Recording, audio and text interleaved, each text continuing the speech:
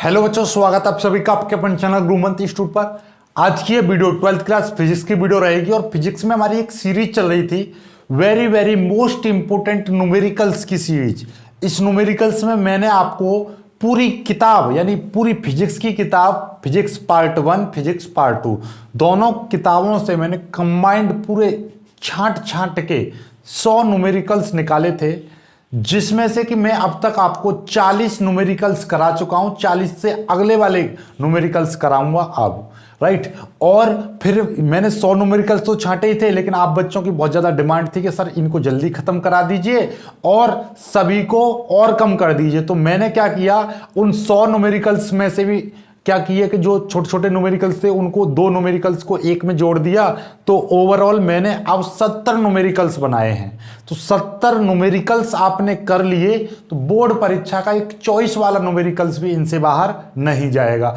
लेकिन इन 70 न्यूमेरिकल्स को ढंग से सीख लेना, ढंग से कर लेना।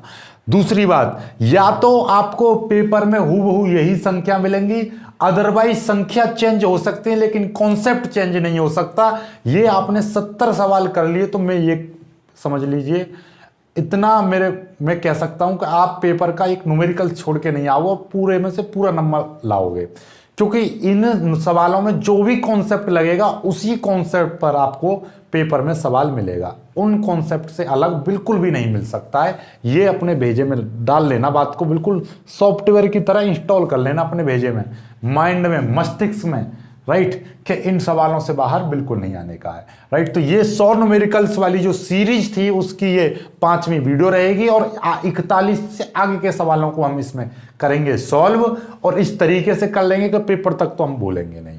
बहुत ही प्यारे प्यारे सवाल हैं और बहुत ही लाजवाब तरीके से सवालों को सॉल्व करेंगे।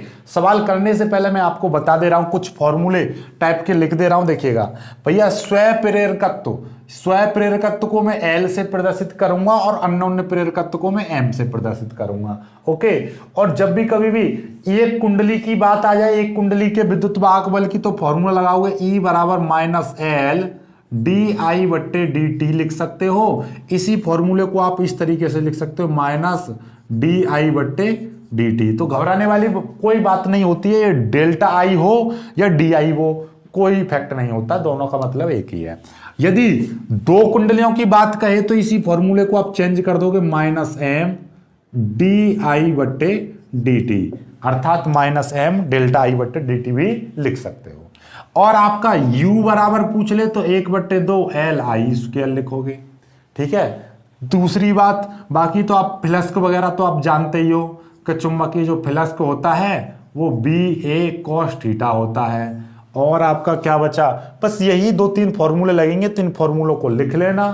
और इनसे यदि कभी भी प्रेरित विद्युत वाहक बल पूछ ले तो E बराबर एक फॉर्मूला होता है, N दे रखा है तो N माइनस N, या N माइनस लगाओ या मत लगाओ तो dϕ/dt लगा सकते हो। और माइनस चाहो, वैसे तो फॉर्मूला तो एक्चुअली में माइनस रहता है, लेकिन न्यूमेरिकल्स करते समय माइनस का इतना ज्यादा इफेक्ट नहीं डालते हैं, क्योंकि हम इसका परिमाण ले लेते हैं। परिमाण ले लेंगे तो माइनस खत्म हो जाता है अपने आप में ही, ठीक है।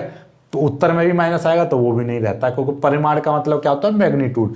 माइनस चिन्ह केवल ये दिखाता है कि ये आपका परिवर्तन, धारा परिवर्तन का विरोध करता है विद्युत वाहक बल, प्रेरित विद्युत वाहक बल धारा परिवर्तन का विरोध करता है, केवल माइनस चिन्ह यह बताता है और कुछ नहीं, ठीक है। चलिए, तो आई होप कि आप इन सवालों को, इन यानी कि जो इन फॉर्मूलों को समझ पाए होंगे। बाकी अभी इनका जो न्यूमेरिकल्स करेंगे तो तब सारा कुछ समझ में आ जाएगा, इसलिए इनका स्क्रीनशॉट लेके अपना अलग कर लेना, ठीक है। चलिए, तो एक एक करके सभी को समझेंगे। तो अब आते हैं पहले 41वें प्रश्न पर। 41वां प्रश्न, 41वें प्रश्न में क्या चीज दे रखी है, देखिए। सवाल जो है आपको स्क्रीन डिस्प्ले पर दिखाई देगा, उसको स्क्रीनशॉट ले लेना, राइट।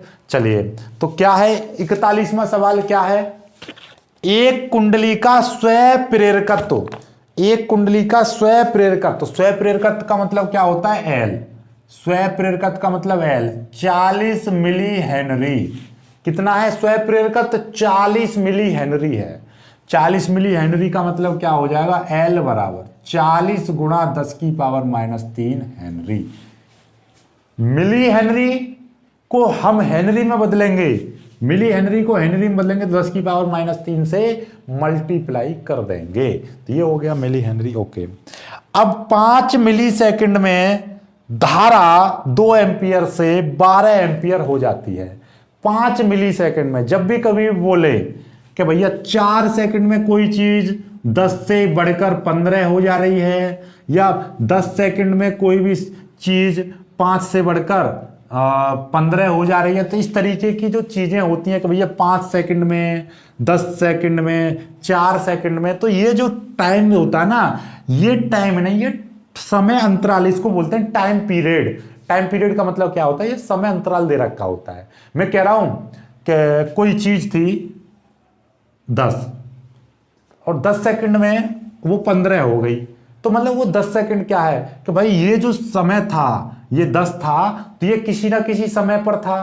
कि मान लीजिए भैया ये पहले तो देखा था हमने 10 बजे, मान लीजिए 10 बजे तो ये चीज 10 थी, और 10:10 पर ये हो गई 15, तो मतलब कितने अंतराल पर हुई, 10 मिनट के अंतराल पर, तो इसको बोलते हैं समय अंतराल। जब भी कभी भी याद रखना, कभी भी बोले कि 5 सेकंड में कोई चीज घट रही है या बढ़ रही है, तो वो होता है समय अंतराल। और समय अंतराल को हम हमेशा डेल्टा टी से प्रदर्शित करेंगे। नॉर्मली समय यदि ऐसे होता कि भैया कोई किसी चालक में 5 सेकंड में, किसी चालक में कोई धारा 5 सेकंड तक प्रवाहित होती है, 5 सेकंड तक, तो हम उसका समय लेते t बराबर 5 सेकंड। लेकिन ये कह रहा है कि 5 सेकंड में कोई धारा 10 से 20 हो जाए, 50 से 100 हो जाए, तो हम उसको बोलते हैं डेल्टा टी, समय अंतराल। याद रखना वो क्या कहलाता है, समय अंतराल कहलाता है। तो इसीलिए हम यहां पर क्या लिखेंगे, डेल्टा टी रखेंगे। डेल्टा टी कितना दे रखा है, 5 मिली सेकंड, 5 मिली सेकंड। 5 मिली सेकंड का मतलब क्या, 5 मिली सेकंड, 5 मिली सेकंड का मतलब वही 10 की पावर -3 से मल्टीप्लाई कर देंगे, तो क्या आ जाएगा, 5 × 10 की पावर -3 सेकंड, ये आ गया। अब इसमें कह रहा है कि धारा 2 एम्पियर से बढ़कर 12 एम्पियर हो जाती है, यानी कि धारा जो है आपका I1 2 एम्पियर थी और बढ़कर कितनी हो गई, I2 आपका 12 एम्पियर हो जाती है। चलिए, तो कितने का अंतर आया, अंतर साथ के साथ निकाल लेना। जब कभी भी I1 I2 दे दे, φ1 φ2 दे दे, तो उनका अंतर तुरंत निकाल देना, ठीक है। तो इसका धारा का अंतर कितना हो जाएगा, डेल्टा I बराबर कितना, I2 - I1 हो जाएगा। तो डेल्टा I बराबर कितना हो जाएगा, 12 - 2, तो कितना आ जाएगा, 10 एम्पियर। 10 एम्पियर की ये आ गई, ठीक है। अब इसमें पूछा क्या है, इसमें पूछा प्रेरित विद्युत वाहक बल, आपसे ई पूछा है। क्या पूछा है, ई पूछा है। तो ये देखिए, ये सॉल्यूशन नहीं है, मैं सोच रहा हूं इसमें से टिप रहा हूं मैं, ये आपके सवाल ही सवाल लिखा हुआ है, ये सवाल है। इस सवाल को देख देख के मैं करा रहा हूं, राइट। आपको तो डिस्प्ले पर दिखाई दे रहा होगा। चलिए, तो अब आपसे ई पूछा है, क्या पूछा है, ई पूछा है। चलिए, तो बहुत ही प्यारा लाजवाब इंपोर्टेंट सवाल है कि अभी इसमें ई निकालना है। तो भैया कौन सा सूत्र लगाएंगे, अभी हमने बताया था, सूत्र कौन सा लगेगा, ई बराबर -L DI, यानी कि डेल्टा I बट्टे डेल्टा टी, ये चीज। तो ई बराबर L की वैल्यू कितनी है, L की वैल्यू है 40 × 10 की पावर -3। ये माइनस है, तो माइनस है ई बराबर, ये माइनस को मैं यहाँ पे लगा दूंगा, ठीक है। ये माइनस यहाँ पे आ गया, चलो माइनस को इस तरीके से आप बाहर ले लो, ठीक है, ब्रैकेट लगा के, गुणा आई, डेल्टा आई की वैल्यू कितनी है, 10 है, 10 बट्टे डेल्टा टी की वैल्यू कितनी है, 5 × 10 की पावर -3, ये आ जाएगी। ये ब्रैकेट लगा दिया। ब्रैकेट क्यों लगाया, क्योंकि माइनस बाहर है, इसलिए लगाया है। अब देखिएगा, 10 की पावर -3 से 10 की पावर -3 कट गया, और कितना बचेगा, ई बराबर बचेगा -40 × 10 बट्टे 5। अब देखो जरा, एक चीज हमेशा याद रखना, कैलकुलेशन करते समय एक बात हमेशा याद रखना, एक बार में एक ही चीज काटना, ताकि एग्जामिनर को पता चले कि आप क्या कर रहे हो। घुसना मत कर देना। चाहता तो मैं इसको काट सकता था, 10 की पावर -3 × 10 था, बट्टे नीचे 5 गुना 10 की पावर -3 था। अब -3 से ये कट गया, 5 दूनी 10, और भी कोई नीचे मान लीजिए यहाँ पर 4 होता, 4 से कट दिया, 4 दिन चले। ऐसे नहीं करना है, ये ऐसे खिचड़ी नहीं पकानी, एक बार में एक ही चीज काटना, चाहे कितने भी स्टेप बन जाए आपके, ठीक है, एक बार में एक ही चीज को काटना है। जैसे अब इसका 5 एकन 5 और 5 दूनी 10, तो ये कितना आ जाएगा, ई बराबर -40 और गुणा ये 2 आ गया, 40 दूनी कितना आ जाएगा 80, माइनस का 80 लिख सकते हो, या ई का मॉड बराबर 80 वोल्ट लिख सकते हो, ठीक है, ये 80 वोल्ट आ गया। ये आपका उत्तर आ चुका है, राइट। तो ये जो आपका माइनस है, ये वाला जो माइनस था, तो माइनस सिर्फ और सिर्फ ये चीज दर्शाता है कि माइनस, ये प्रेरित विद्युत वाहक बल जो है ये धारा परिवर्तन का क्या करता है, विरोध करता है। माइनस का रोल केवल इतना होता है, तो परिमाण निकालना होता है, 80 वोल्ट लिख दीजिए।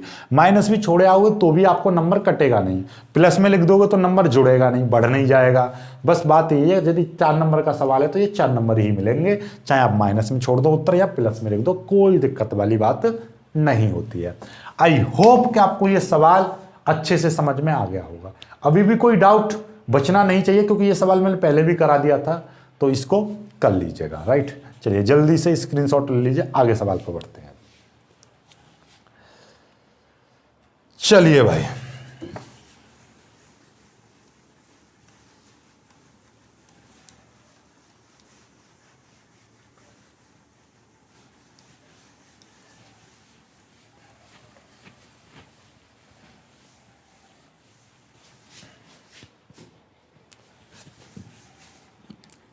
अब आते हैं अपने 42वें सवाल पर। भाई 42वां सवाल क्या कह रहा है, देखिए 42वां सवाल कह रहा है, यदि प्राथमिक कुंडली में बहने वाली धारा 3 एम्पियर, प्राथमिक कुंडली में बहने वाली धारा 3 एम्पियर 0.001 सेकंड में शून्य कर दिया जाए, धारा को 0 यानी कि जो प्राथमिक कुंडली में एक धारा बह रही है I1 में, मान ले रहा हूं 0.0, सॉरी इसमें कितनी है धारा, 3.0 एम्पियर धारा है, जिसको समय अंतराल कितने में 0.001 सेकंड में कितना कर दिया जा रहा है, उस धारा को 0 कर दिया जा रहा है।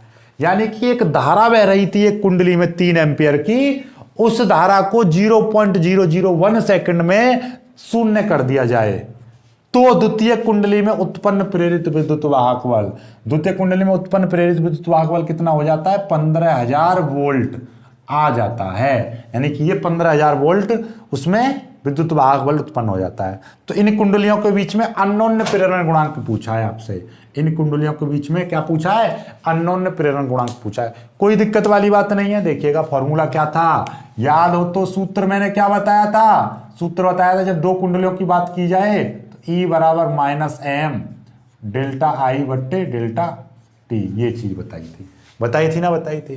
अब देखिएगा सिंपल तरीके से, आपको डेल्टा I तो दे नहीं रखा, डेल्टा T दे रखा है, डेल्टा I नहीं दे रखा, तो पहले डेल्टा I और निकाल लो। डेल्टा I बराबर क्या बताया था मैंने, I2 - I1, तो I2 की वैल्यू 0, I1 की वैल्यू कितनी है 3 है, तो कितना आ जाएगा -3 एम्पियर आ गई, -3 एम्पियर कहां से आ गई, I2 - I1, I2 की वैल्यू कितनी थी 0 और I1 की वैल्यू 3, तो कितना आ गया, ये आ गया। ये वैल्यू यहां पे पुटअप करेंगे तो E बराबर कितना हो जाएगा, E बराबर, E का मान आपको दे रखा है, E का मान कितना दे रखा है, देखिए आप सुनो, हमें तो M निकालना है ना, तो यहां से M का फॉर्मूला क्या हो जाएगा, आपको दिखाई दे रहा है E बराबर -m DI बट्टे dt है, तो ये dt इधर आ जाएगा, E इंटू dt हो जाएगा बराबर -m DI। अब DI नीचे चला जाएगा तो E इंटू dt बट्टे क्या हो जाएगा DI बराबर -m, माइनस इधर आ जाएगा, माइनस इधर आ जाएगा, E इंटू dt बट्टे DI बराबर m। तो यही वैल्यू m की हो जाएगी ना, ये पूरी की पूरी वैल्यू तो मैं डायरेक्ट लिख सकता हूँ m बराबर, ये dt इधर चला जाएगा, ये माइनस आ गया इधर, और ये dt इधर आ जाएगा, E इंटू dt बट्टे DI, ये चीज, तो m बराबर, अब देखिएगा माइनस का मतलब क्या है, माइनस E की वैल्यू कितनी है 15,000, ओके, इंटू dt की वैल्यू कितनी है 0.001, 0.001, ठीक है, बटे डी की वैल्यू कितनी है, डी की वैल्यू थी -3, ये चीज, ठीक। चलिएगा, अब आपको करना क्या है, नॉर्मल तरीके से माइनस से माइनस कट गया, एक बार में एक ही काम करो और ये आ जाएगा 15,000 गुणा 0.001 बटे 3, ठीक है ये चीज। अब देखिए सिंपल तरीके हैं इसको सॉल्व करने के, कि भाई देखिएगा ये है, ये यहाँ पे पॉइंट है ना, 1 2 3, पॉइंट के बाद 3 अंक हैं, तो यहाँ पे आप क्या करेंगे, पॉइंट हटाएंगे, 1 2 3 जीरो मैंने बढ़ा दी। अब 3 जीरो जब मैं बढ़ा दूंगा तो कितना आ जाएगा, m बराबर आ जाएगा 15,000 बटे 3,000। समझ में आई बात। चलिएगा, अब क्या करेंगे, 1 0 से 1 0, 1 0 से 1 0, 1 0 से 1 0 काट देंगे, तो m बराबर कितना बचेगा, 15 बट्टे 3। अब 3 को इसको काट देंगे तो कितना आ जाएगा, नॉर्मल तरीके से देखा जाएंगे तो m बराबर आपका आ जाएगा 15 बट्टे 3 और 3 से इसको काट देंगे तो m बराबर आ गया 5। m क्या है, इतने हेनरी उत्तर आ चुका है आपका, 5 हेनरी। समझ में आ गई बात, 5 हेनरी आपका उत्तर आएगा। जल्दी से स्क्रीनशॉट ले लीजिए। सवाल समझ में आ गया है तो वीडियो को लाइक कर दीजिएगा, अपने दोस्तों के साथ शेयर भी कर दीजिएगा। ओके, जल्दी से इस सवाल को कर लीजिए छू मंतर, ठीक है। आगे बढ़ते हैं, अब अगले सवाल को करेंगे। ओके, चलिएगा, सभी बच्चे इसका स्क्रीनशॉट ले लेंगे।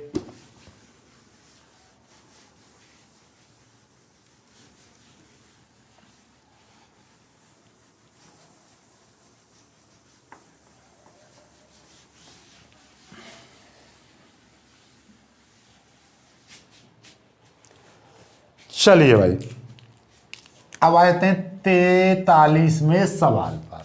43वां सवाल क्या कह रहा है भाई, कि 100 फेरों वाली तथा 300 ओम प्रतिरोध वाली कुंडली, यानी 100 फेरों, n बराबर कितने दे रखे हैं, 100 फेरे दे रखे हैं। R बराबर कितना प्रतिरोध दे रखा है इसका, 300 ओम प्रतिरोध दे रखा है। समझ में आ रहा है, देखिएगा 100 फेरों वाली और 300 ओम प्रतिरोध वाली कुंडली का चुंबकीय फ्लक्स 0 पॉइंट इतने सेकंड में, डेल्टा टी बराबर कितना दे रखा है, 0.1 सेकंड में 6 वेबर से, यानी कि फ्लक्स दे रखा है आपका कितना, 0.6 वेबर से घटकर कितना रह जाता है, 0.4 वेबर। 6 वेबर से घटकर 0.4 वेबर रह जाता है। कुंडली का प्रेरित विभवांतर, यानी कि V चाहिए, यानी कि E।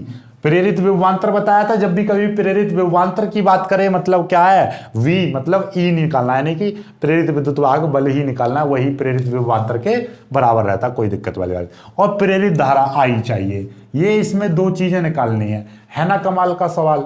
अब देखिएगा कैसे निकाला, कमाल तो तब है जब सवाल निकाल दो। सवाल कैसे निकलेगा, नॉर्मल तरीका ही है वही, जब भाई φ1 φ2 दे रखे हैं तो पहले तो डेल्टा फाई निकाल लो। डेल्टा फाई कैसे निकलेगा, φ2 माइनस φ1 करके। φt की वैल्यू कितनी है, 0.4 माइनस 0.6, तो कितना आ जाएगा, -0.2 इतने वेबर। ये डेल्टा फाई आ गया। अब हमारा पहले में क्या निकालना है, ई निकालना है, यानी कि ई निकाल लो, या बी बातें की है।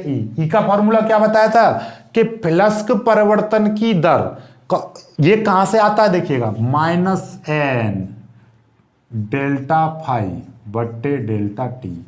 ये सूत्र कहां से आया, याद करो, फैराडे का वैद्युत चुंबकीय संबंधी फैराडे के नियम, फैराडे का प्रथम नियम ही ये था कि किसी कुंडली में उत्पन्न प्रेरित विद्युत वाहक बल, किसी कुंडली में उत्पन्न प्रेरित विद्युत वाहक बल उस कुंडली के फ्लक्स परिवर्तन की ऋणात्मक दर के बराबर होता है। उस कुंडली में उत्पन्न, किसी कुंडली में उत्पन्न प्रेरित विद्युत वाहक बल उस कुंडली के फ्लक्स परिवर्तन की ऋणात्मक दर के बराबर होता है, ऋणात्मक समय दर के बराबर होता है। जब कुंडली में n फेरे हैं तो n आ जाता है, ये वहां से आया।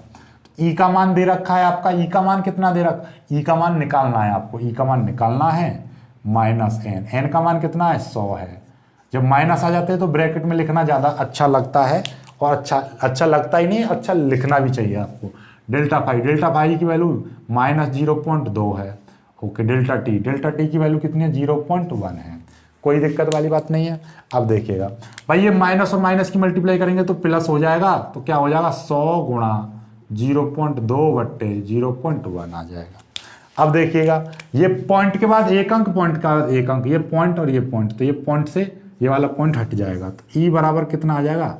100 गुणा ये 2, नीचे 1 तो लिखो या मत लिखो, 1 तो काम खत्म, और 100 दूनी 200, तो ई बराबर कितना आ जाएगा? 200 वोल्ट।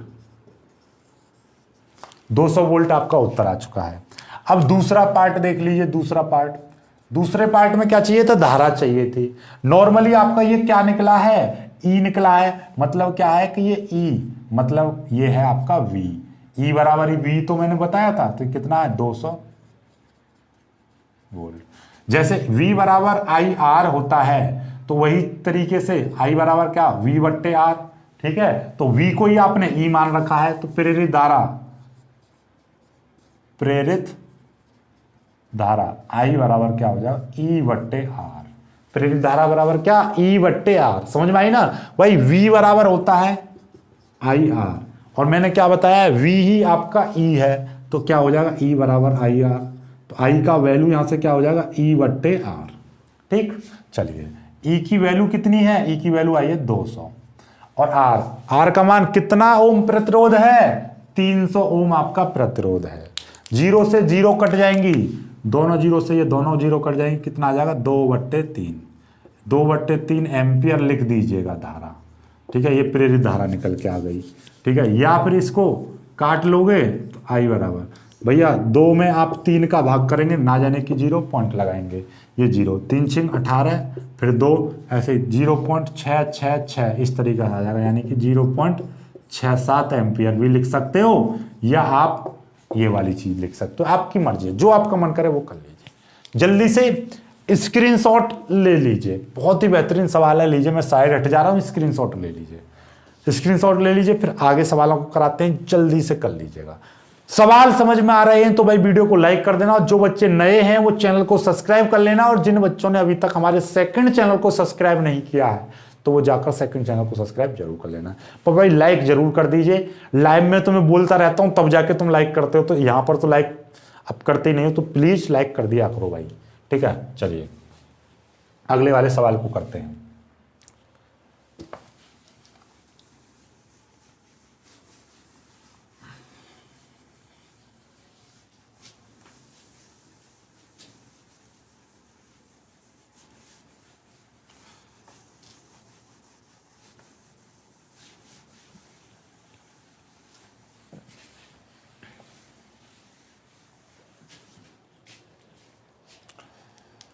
अब आते हैं 44वें सवाल पर। 44वां सवाल क्या कह रहा है? देखिएगा कि एक प्रेरक में धारा, प्रेरक का मतलब क्या होता है? प्रेरक का मतलब होता है वही प्रेरकत्व। और प्रेरकत्व का मतलब है ये जो होता है आपका ये वाला इंडक्टेंस। इंडक्टेंस तो अलग होती है ये आपका। ठीक है,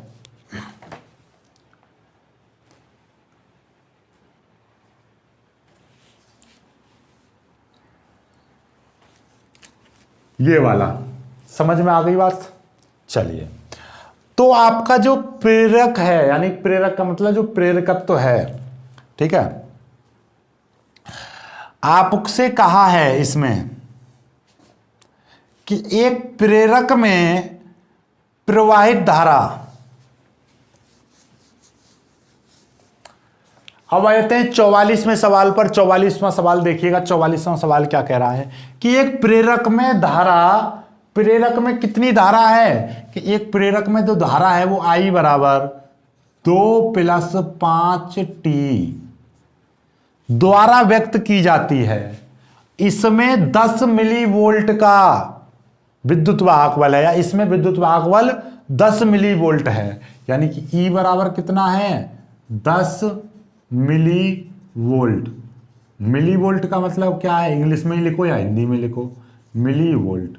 ठीक है, अब क्या है? E बराबर आप क्या लिख दोगे भाई? मिली का मतलब कितना? 10 गुणा 10 की पावर -3, ये इतने वोल्ट हो जाएगा। चलो हिंदी में ही लिख दिया, ठीक है, इतने वोल्ट हो गया। अब 10 से एक घात खत्म हो जाएगी तो ई बराबर कितना बचेगा, 10 की पावर -2 वोल्ट। चलो लगी साठ, ये भी खत्म कर दिया, 10 की पावर -2 वोल्ट बचा। अब इसमें एक चीज तो पूछी है, इसमें आपसे पूछी है स्वयं प्रेरण गुणांक यानी कि एल बराबर पूछा है, और दूसरी चीज आपसे क्या पूछी है, टी बराबर 2 पर, टी बराबर 2 पर संचित ऊर्जा,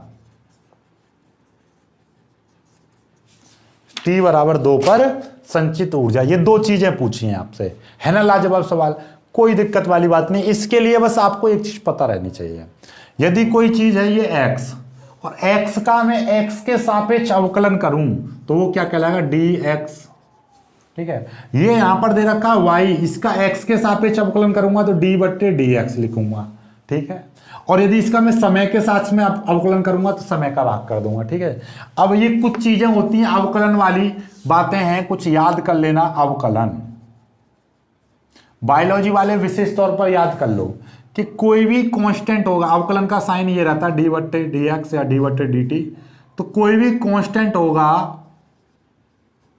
कांस्टेंट का अवकलन कितना होगा, 0।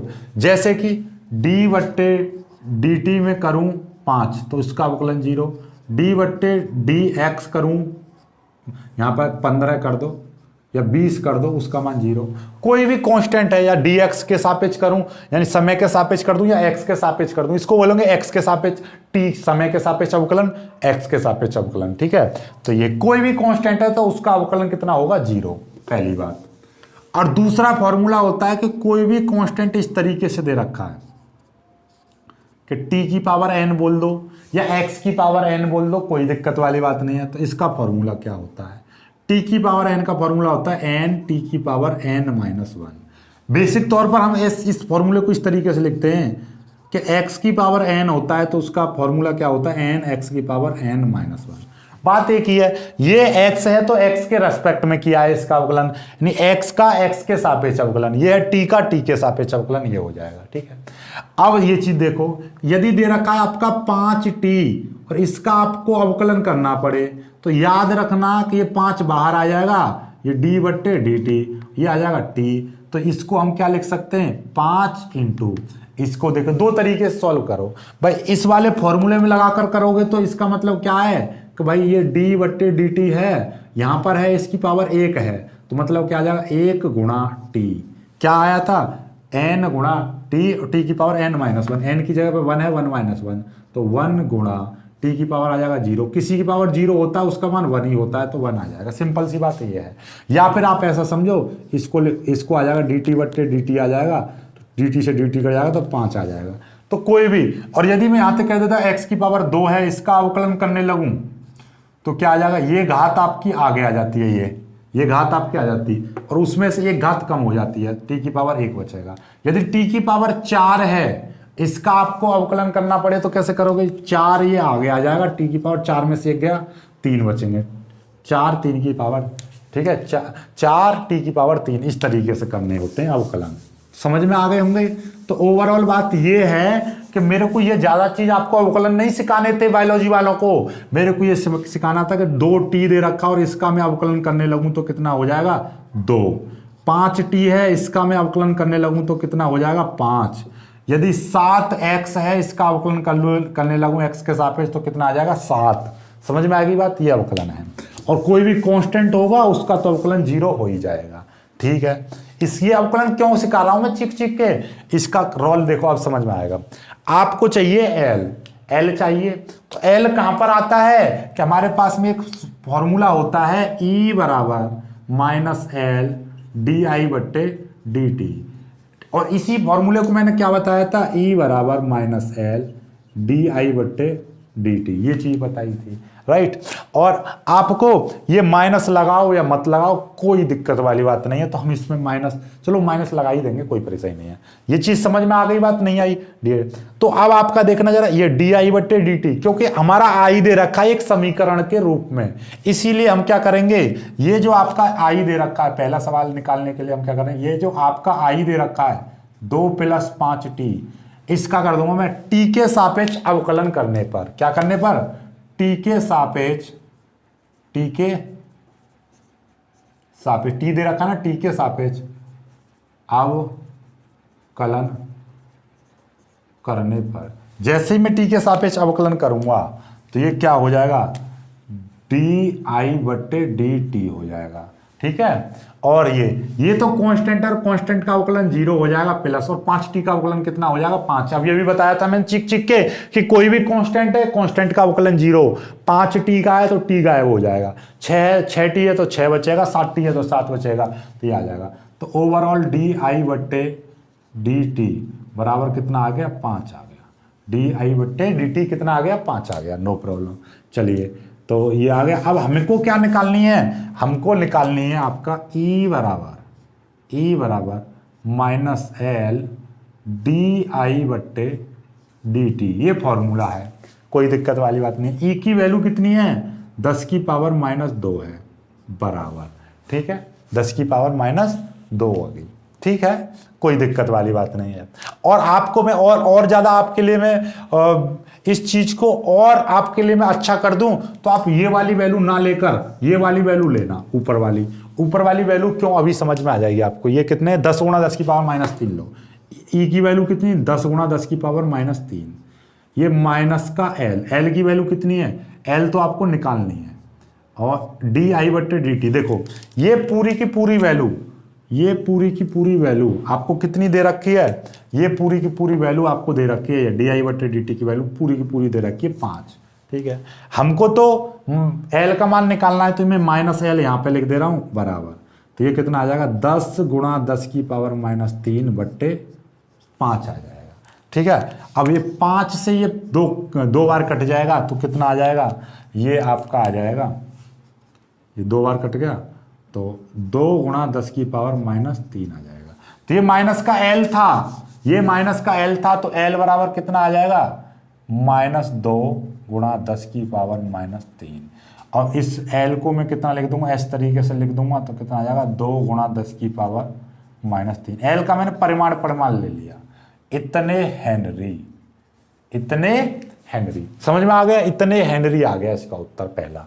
अब दूसरा देख लीजिए, दूसरा उत्तर, दूसरा क्या कहा है, दूसरा कह रहा है कि ये जो आपका आई है, ये आई जो है आपका 2 + 5t, इसने कहा है कि t बराबर 2 पर ऊर्जा चाहिए, कितने पर, t बराबर 2 पर ऊर्जा। तो पहले t बराबर 2, यहाँ पे आई, तो आई का मान कितना हो जाएगा 2 + 5 गुणा 2, 5 दूनी 10, 2 12, तो ये कितना आ जाएगा 12 एम्पियर की धारा आ जाएगी।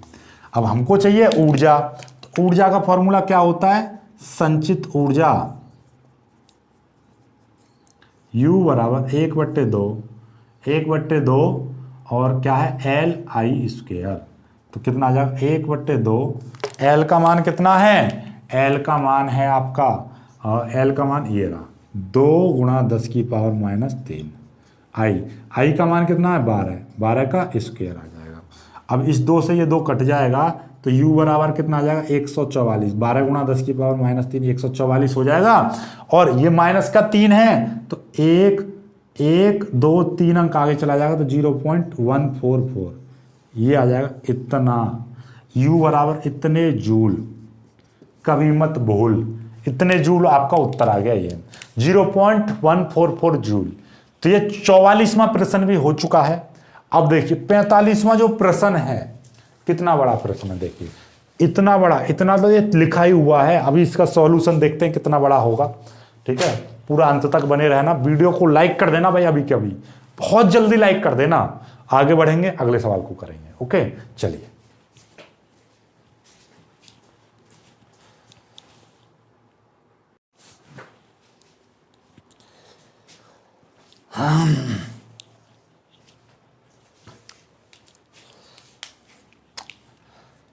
अब आ जाते हैं अपने 45वें सवाल पर। देखिए कितना बड़ा सवाल है और बहुत ज्यादा इसमें दिमाग लगाना है आपको। देखिए नॉर्मल तरीके से देखिएगा, आपको डिस्प्ले पर दिखाई दे रहा होगा। देखो इतना बड़ा सवाल है, ये काफी बड़ा डिस्प्ले पर दिखाई दे रहा होगा आपको।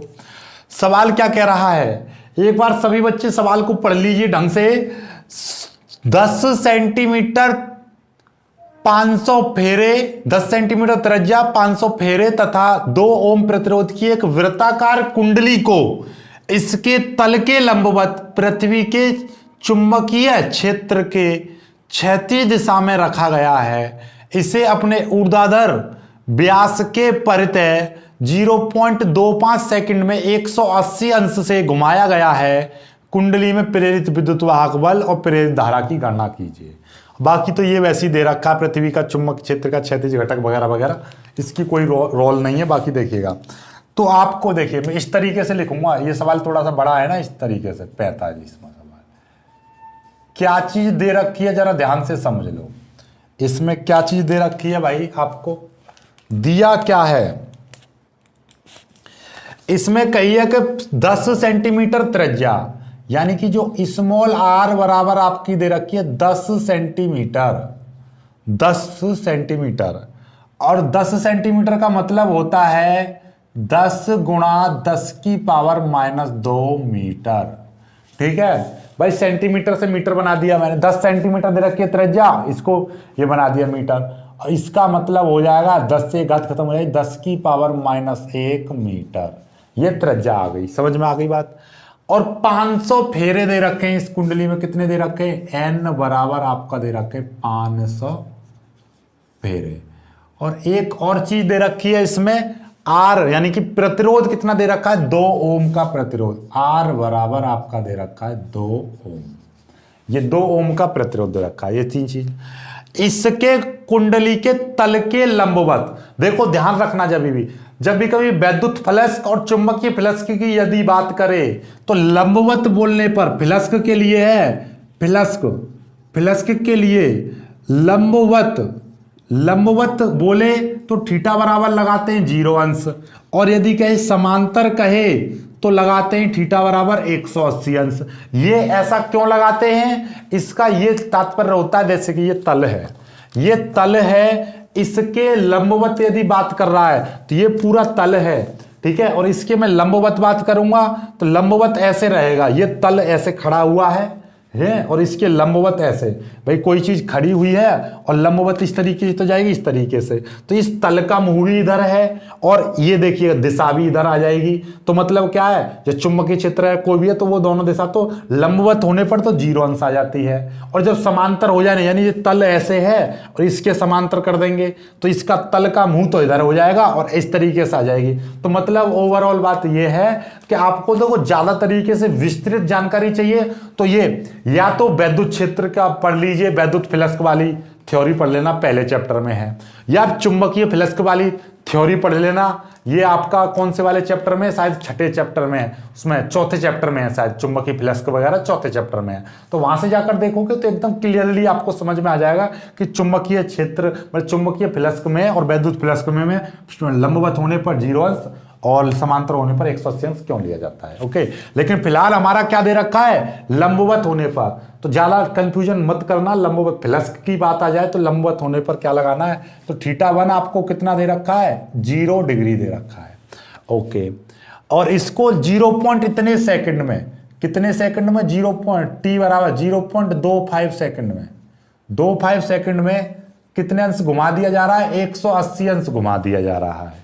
चलिए, तो कुंडली में प्रेरित धारा यानी कि आपको इसमें प्रेरित विद्युत वाहक बल एक तो E ज्ञात करना है और एक आपको I ज्ञात करना है, और इसमें एक पृथ्वी के चुंबकीय क्षेत्र का क्षैतिज घटक यानी कि H बराबर 3 गुणा 10 की पावर -5 टेस्ला। इसकी तो वैसे कोई जरूरत ही नहीं पड़ेगी, ठीक है, पृथ्वी के चुंबकीय क्षेत्र का क्षैतिज घटक। तो आई होप कि आपको ये सवाल समझ में आ गया होगा कि सवाल में क्या क्या चीज दे रखी है। ओके, चलिए, बस इस चीज का कंफ्यूजन मत करना, बस ये समझ लेना कि वैद्युत फ्लक्स और चुंबकीय फ्लक्स में जब भी कभी भी तल लंबवत बोले तो वहां पर θ बराबर 0 लेंगे, बस एक चीज याद कर लेना। चलिए, तो अब नॉर्मली देखा जाए, आपसे E पूछा है, E प्रेरित विद्युत वाहक बल पूछा है आपसे E, तो E का फॉर्मूला क्या होता है, E का फॉर्मूला होता है -n d∅/dt। कौन सा फॉर्मूला है, वैद्युत चुंबकीय प्रेरण संबंधी फैराडे का नियम। वो भी कौन सा, प्रथम नियम, कि किसी कुंडली में उत्पन्न प्रेरित विद्युत वाहक बल उस कुंडली के फ्लक्स परिवर्तन की ऋणात्मक दर के बराबर होता है। यही था। चलिए, तो आपको डेल्टा फाई चाहिए। डेल्टा फाई के लिए सबसे पहले क्या चाहिए आपको, फाई वन, क्योंकि इसमें तो फाई वन भी ना दे रखा भाई डेल्टा फाई निकलता है phi two minus phi one कह के, फाई वन और फाई टू निकालेंगे। और वैसे फाई का नॉर्मली फॉर्मूला होता है बी ए कॉस थीटा, तो यहां से ये चीज दे रखी है। चलिए, तो मैं यहां पर मान के चल रहा हूं सॉल्यूशन में, यहां से स्टार्ट कर रहा हूं, ठीक है। ये तो सॉल्यूशन ही स्टार्ट है, पहले दिया है लिख दी ना ये, बट नीचे लिख देना आर बराबर, फिर एन बराबर, फिर आर बराबर, इस तरीके से लिख देना जैसे मैं अब तक लिखता आता हूँ। फिर इधर से सॉल्व कर रहा हूँ, तो पहले निकाल रहा हूं मैं फाई वन। तो पहले क्या है कि कुंडली का तल लंबवत होने पर, ठीक है। तो पहली कंडीशन, कुंडली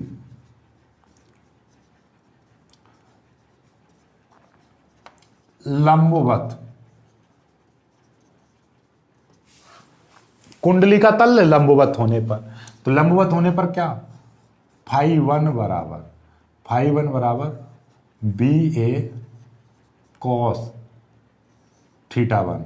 तो फाई वन बराबर क्या हो जाएगा, बी ए कॉस जीरो अंश, कॉस जीरो। क्यों, पहले हमने क्या लिया, लंबवत होने पर तो थीटा वन माना था कोण, ये चीज आ जाएगी। तो यहां पे जीरो अंश, थीटा वन की वैल्यू कितनी है, जीरो अंश, तो ये कितना हो जाएगा, फाई वन बराबर बी ए आ गया, ठीक है। अब कुंडली का तल क्या है, कुंडली का तल 100 डिग्री 180 डिग्री घुमाने पर क्या हो जाएगा, फाई टू बराबर क्या हो जाएगा, बी ए कॉस थीटा टू। तो फाई टू बराबर बी ए कॉस 180 अंश, कॉस 180 अंश का मान कितना होता है, -1 होता है, तो माइनस बी ए आ जाएगा, ठीक है। कॉस 180 अंश का मान कितना होता है, -1 होता है, इसलिए ये यहाँ पे -1 लिखेंगे तो मतलब माइनस का बी आ जाएगा। बायोलॉजी वाले समझ गए होंगे, ठीक है। चलिए, ये फाई वन, ये फाई टू। हमको क्या चाहिए, हमको तो डेल्टा फाई चाहिए, तो यहाँ पे निकालेंगे डेल्टा फाई। डेल्टा फाई बराबर क्या हो जाएगा, phi two minus phi one.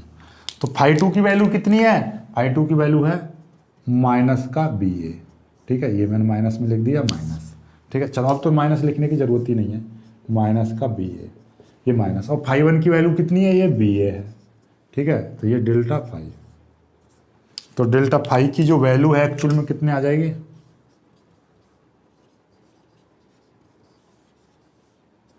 ये आ गई माइनस के 2b, माइनस का 2b है, ये डेल्टा फाई की वैल्यू आ गई, राइट। अब यहां से आपका देखिएगा, नॉर्मली b का मान दे रखा है, b का मान कहां है, ये देखिए, चुंबकीय क्षेत्र का क्षैतिज घटक। तो इसका मतलब क्या है, चुंबकीय क्षेत्र का क्षैतिज घटक, यानी कि यही काम करेगा यहां पर, चुंबकीय क्षेत्र का क्षैतिज घटक, तो यही b का काम करेगा। सॉरी, यहां पर h की जगह पर हम क्या लिखेंगे, बी एच, यानी कि ये चुंबकीय क्षेत्र का क्षैतिज घटक, क्योंकि ये क्षैतिज दिशा में रखा हुआ है, तो यही आपका बी होगा, यही आपका चुंबकीय क्षेत्र रहेगा, यानी बी, ठीक है। चाहे चुंबकीय क्षेत्र का क्षैतिज घटक बोल दो इसको, क्योंकि ये क्षैतिज दिशा में रखा गया था।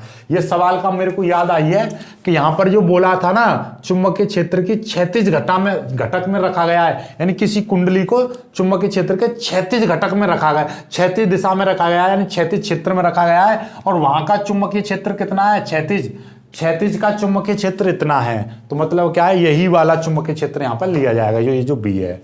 और ए का मान कहाँ से लिया जाएगा, ए का मान यहाँ से लिया जाएगा कि भैया ए का मान कहाँ से आएगा, ए बराबर होता है आपका, ए बराबर होता है पाई आर स्क्वायर, ठीक है। ये वाली वैल्यू आ जाएगी, ठीक है। चलिए, तो ए बराबर कितना आ जाएगा, ए बराबर आ जाएगा आपका, ए की जो वैल्यू है, तो ये आपकी ए की वैल्यू आ जाएगी पाई आर स्क्वायर आ जाएगी आपकी ए की वैल्यू।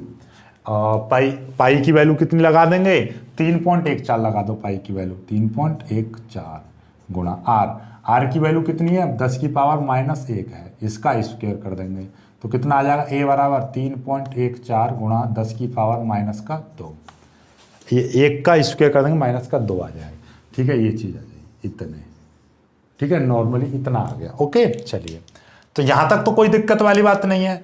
अब ये जो फाई है, यहां पर फाई निकाल दो, डेल्टा फाई, डेल्टा फाई में एक्चुअली में आ कितना जाएगा, चलो इसकी जरूरत नहीं है, आप सीधे सीधे हम तो ई निकाल दे रहे हैं, विद्युत वाहक बल। अब विद्युत वाहक बल निकाल लो, सारा कुछ है आपके पास में। विद्युत वाहक बल निकालेंगे, कैसे निकालेंगे, ई बराबर माइनस का एन डी फाई बट्टे डी टी, ई बराबर माइनस का एन, ठीक है।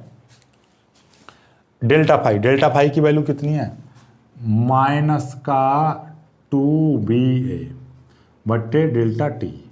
तो ई बराबर कितना आ जाएगा, माइनस माइनस ये प्लस हो जाएगा, तो प्लस 2NBA, तो ये माइनस और ये भी आपका क्या है, एन को मैं इधर लिख दे रहा हूँ, ये माइनस का एन, ठीक है, ये माइनस का एन है, माइनस की माइनस मल्टीप्लाई करेंगे प्लस का हो जाएगा, और 2 की मल्टीप्लाई 2NBA ये आ जाएगा बट्टे डेल्टा टी, इतना आ जाएगा। यहाँ तक तो कोई दिक्कत वाली बात नहीं है।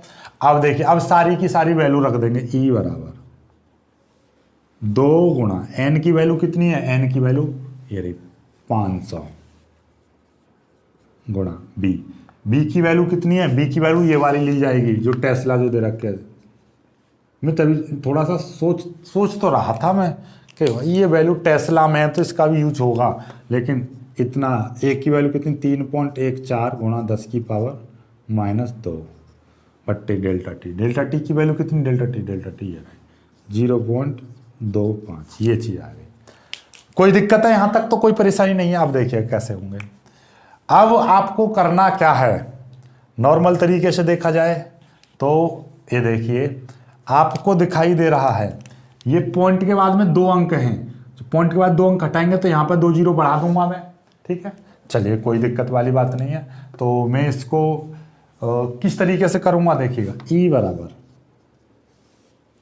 ये मैं इसको थोड़ा सा 2 को मैं यहाँ पे लिख रहा हूँ ताकि आपको ये समझ में आ जाए। ऊपर 2 था ना ये वाला 2, इसको 2 को मैं यहाँ पे लिख दे रहा हूँ, ठीक है, ये ताकि मैं 0 बढ़ा सकूँ ऊपर 2, इसको इस तरीके से लिख दीजिए कि 2 गुणा, ठीक है। ये अब मैं क्या करने जा रहा हूँ देखिएगा, ये पॉइंट हटा रहा हूँ, ऊपर 1 और 1 2 जीरो बढ़ा दिया, ऊपर 2 जीरो बढ़ा दी तो मतलब कितना हो गया, ऊपर हो गया 200 गुणा 500 गुणा और ये 3 गुणा और 3.14 गुणा 5 और 2 10 की पावर -7 हो जाएंगे, नीचे बचेगा 25, ठीक है, ये आ गया 25 से काट दीजिए आप इसको, 25 एकन 25 और 25 दूनी 50 यानी 20 बार कट जाएगा ये 525 से।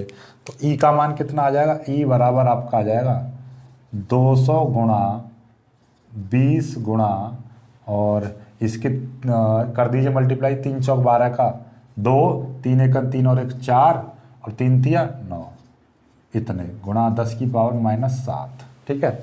इसकी और इसकी मल्टीप्लाई कर दी, इसकी और इसकी मल्टीप्लाई कर दी तो ये आ गया, ठीक है। चलिए 1 और 1 2 और 1 3, 3 जीरो यहाँ से खत्म हो जाएंगे तो कितना आ जाएगा, 2 गुणा 2 गुणा 9.42 गुणा 10 की पावर, देखो 1 जीरो और 1 जीरो 1 जीरो, 3 जीरो खत्म है तो मतलब 3 घातें खत्म हो जाएंगी, 3 जीरो का मतलब 3 घातें प्लस की और ये माइनस की 7 है तो कितनी बचेंगी, -4 बचेंगी, 2 दूनी 4 गुणा 9.42 गुणा 10 की पावर -4, ई बराबर 4 की मल्टीप्लाई करेंगे, 4 दूनी 8, 4 छक 16 का 6 हासिल 1, 4 नम 36, 36 और 1 37, 1 अंक 2 अंक बाद पॉइंट आ जाएगा 10 की पावर -4, इस 1 अंक और आगे ले जाएंगे, ई बराबर कितना आ जाएगा 3.768 गुणा 10 की पावर -3, इतने वोल्ट। या हम इसको लिख सकते हैं ई बराबर 3.7 की जगह पे आप 8 भी लिख सकते हो। 8 क्यों लिख दिया, समझ रहे हो बातों को, ये अंक यहां तक लेना है हमने तो इससे अलग देखेंगे, 5 या 5 से अधिक है तो इसमें 1 जोड़ देंगे तो ये चीज आ जाएगी, समझ में आई बात। चलिए तो कोई दिक्कत वाली बात नहीं है यहाँ तक तो कोई समस्या परेशानी आपत्ति विपत्ति कुछ भी नहीं है। बाकी समझ में आ गया होगा। डेल्टा फाई की वैल्यू में चाहूँ तो यहाँ पर पहले इसको सॉल्व कर लूँ, फिर उसके बाद में वैल्यू रख दूंगा, कोई दिक्कत वाली बात नहीं है। आपका ये उत्तर आ चुका है, ठीक है, तो कोई समस्या नहीं होनी चाहिए। जल्दी से स्क्रीनशॉट ले लीजिए, मैं हट जा रहा हूँ क्योंकि सभी बच्चे कहते हैं सर जब बड़े बड़े सवाल आया करें तो उसके लिए हट जाया करो, ठीक है। चलिए जल्दी से कर लीजिए, ठीक। अब आपका आगे का करते हैं, आगे का फॉर्मूला लगाएंगे और नॉर्मल तरीके से आपका ये हो जाएगा। देखिएगा कैसे यहीं से हो जाएगा ये तो।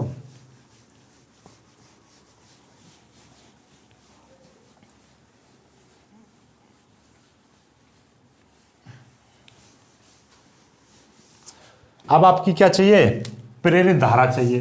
तो प्रेरित धारा के लिए आप क्या करोगे, आई बराबर नॉर्मली ई बट्टे आर। ई की वैल्यू कितनी है, 3.8 गुणा 10 की पावर -3, और आर की वैल्यू कितनी है, आर पूरी 2 ओम। 2 से ये कट जाएगा 1.9, 19 दूनी 38, 1.9 गुणा 10 की पावर -3, आई बराबर इतने एम्पियर धारा आ गई, इतने एम्पियर धारा आ गई, और इतने वोल्ट विद्युत वाहक बल आ गया। चलो काम खत्म।